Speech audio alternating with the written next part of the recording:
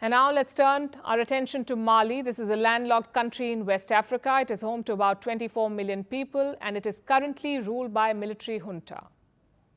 About 4 years ago, the junta seized power in back-to-back coups. It built stronger ties with Russia. That's when the Wagner Group came to Mali. This is a Russian mercenary group. It has been operating in Mali, promising to counter terror threats.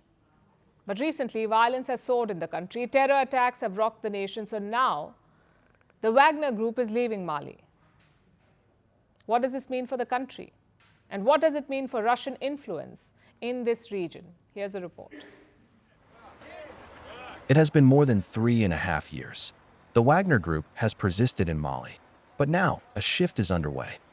The Russian mercenary group is withdrawing from the landlocked West African country, saying that they have, quote-unquote, fought terrorism side by side with the people of Mali, killing thousands of militants and their commanders who terrorized civilians for years. But how true is this? Mali has been grappling with a militant Islamist insurgency for more than a decade. In 2012, militants swept Mali. They took over major cities, and violence ensued. They were driven out the following year. This happened with the support of the French military. So troops of the former colonial power stayed back in the country, mainly to fight the advance of terrorists in Mali. But peace was temporary. In 2020, military junta seized power in back-to-back coups. It promised to restore stability. Instead, it broke Mali's ties with France. It expelled French troops and made a pivot to Russia.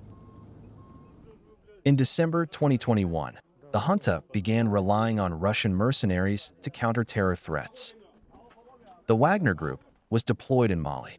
Since then, it has been accused of regularly committing abuses against civilians.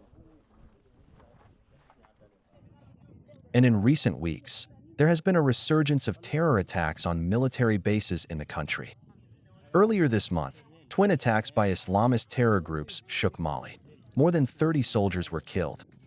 So amid heavy losses from deadly attacks and allegations of civilian abuses, the Wagner Group reputation has taken a hit.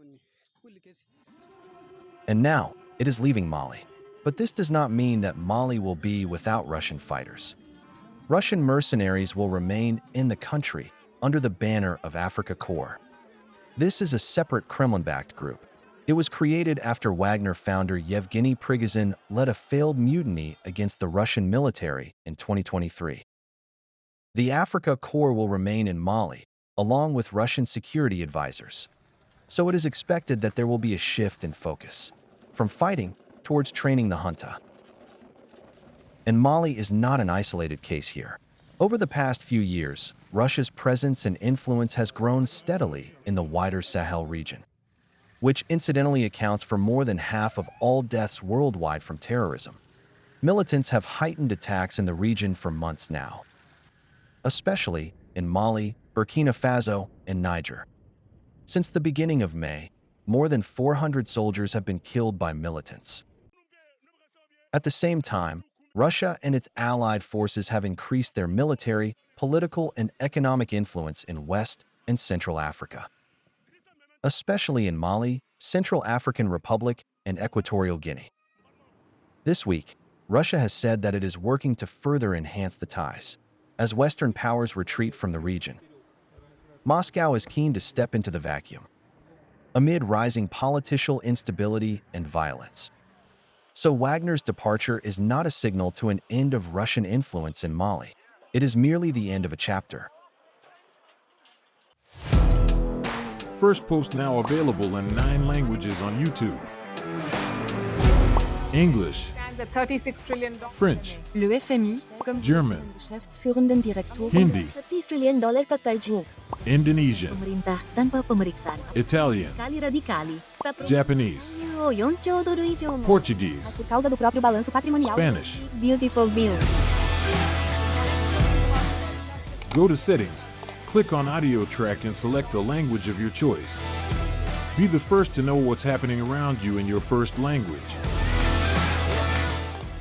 Firstpost.